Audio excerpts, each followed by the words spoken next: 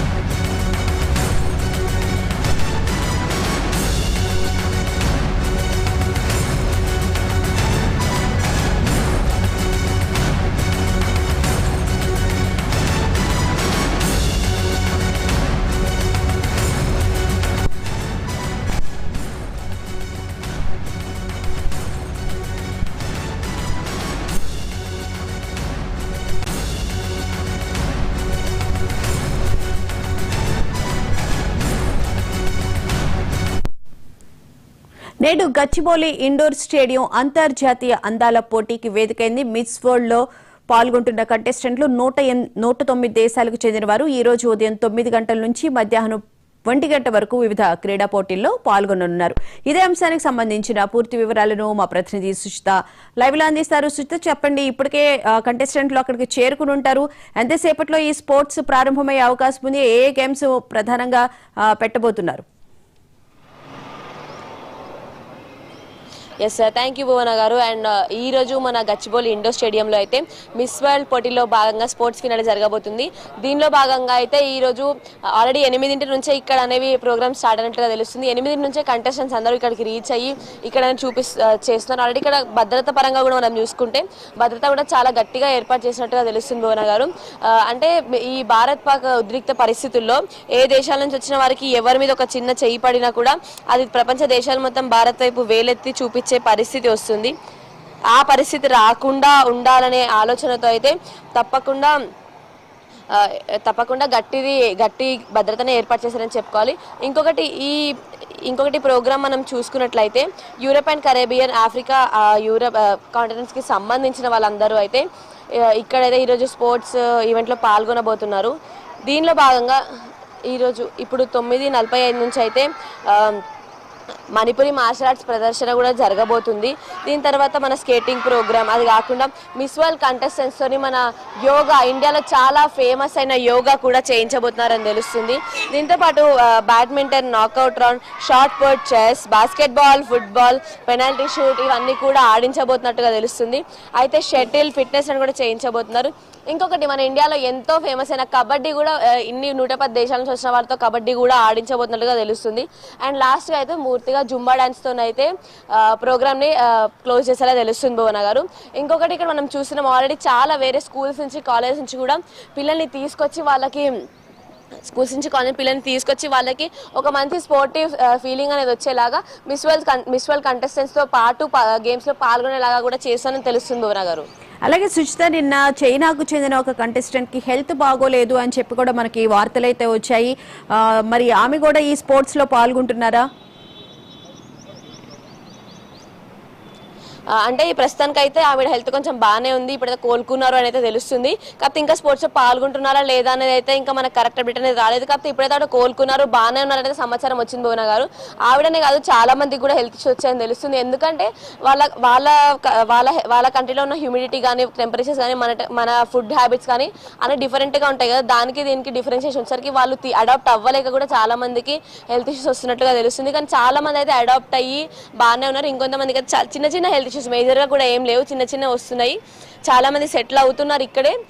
ఇంకొంతమందికి అయితే చిన్న చిన్న వస్తున్నాయి. ఇప్పుడైతే బాగానే ఉంది చైనాకు సంబంధించిన కంటెస్టెంట్ కూడా తెలుస్తుంది భువన గారు. అయితే సుచిత, నువ్వు రోజు వెళ్తూ ఉన్నావు, కంటెస్టెంట్స్ తో మాట్లాడుతూ ఉన్నావు, సో వాళ్ళు ఎలా ఫీల్ అవుతున్నారు?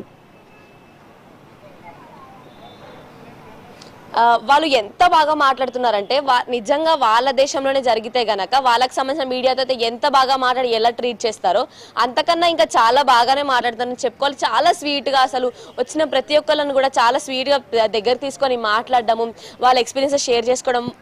చాలా మంది మన ఇండియన్సే వాళ్ళకి రోల్ మోడల్స్ అని కూడా చెప్తున్నారు. అసలు నిన్న మిస్ జర్మనీ అయితే ఇండియన్ చీర కట్టులో అసలు మన భారతదేశ చీర కట్టులో తనే చీర కట్టుకుందని, మనకి బాలీవుడ్ సినిమాలంటే కూడా ఇష్టమని, షారుఖ్ ఖాన్ అంటే ఇష్టమని, ఇంకా ప్రియాంక చోప్రా తన రోల్ మోడల్ అని కూడా చెప్పింది భువన గారు. అండ్ ఇంకొకటి వాళ్ళందరికీ కూడా అందరికీ కలిపి కూడా ప్రతి ఒక్కరు మీ ఇండియాలో మీ మోస్ట్ ఫేవరెట్ ఫుడ్ ఏది అంటే ప్రతి ఒక్కరు కూడా మన హైదరాబాదీ బిర్యానీ అని చెప్తున్నారు. ఇంకొకటి వాళ్ళ అసలు మన చార్మినార్ దగ్గర నిమ్రా దగ్గర చాయ్ ఫేమస్ అనే విషయం ఎలా తెలుసో కూడా అర్థం కావట్లేదు. నన్ను తీసుకెళ్ళండి నిమ్రాకి, నేను అక్కడ చాయ్ తాగాలి అని నన్ను అడగడం కూడా జరిగింది. అంత స్వీట్ గా అంత బాగా అయితే వాళ్ళు మనల్ని రిసీవ్ చేసుకుంటున్నారు, చాలా బాగా మాట్లాడుతున్నారు. వాళ్ళకి బేసిక్గా మన హాస్పిటాలిటీ, మనం ఇచ్చిన మర్యాదలు, మన కల్చర్ అనేది చాలా బాగా నచ్చింది. అది వాళ్ళు నెక్స్ట్ ఆల్రెడీ తెలంగాణ జరూరానా అనే నినాదం అయితే ప్రతి చోట వినిపించేలా మన గవర్నమెంట్ చేస్తుంది.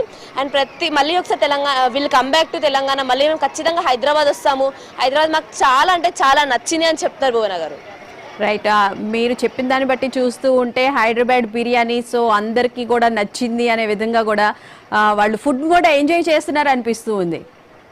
షాపింగ్, ఫుడ్, ఫుడ్ని చాలా అంటే చాలా బాగా ఎంజాయ్ చేస్తున్నారు వాళ్ళు. కాకపోతే మనం కొంచెం స్పైసీగా తింటాం, కొంచెం లెస్ స్పైసీగా అయితే ఇంకా బాగుంటుంది మాకు, అది చాలా బాగుంటుంది.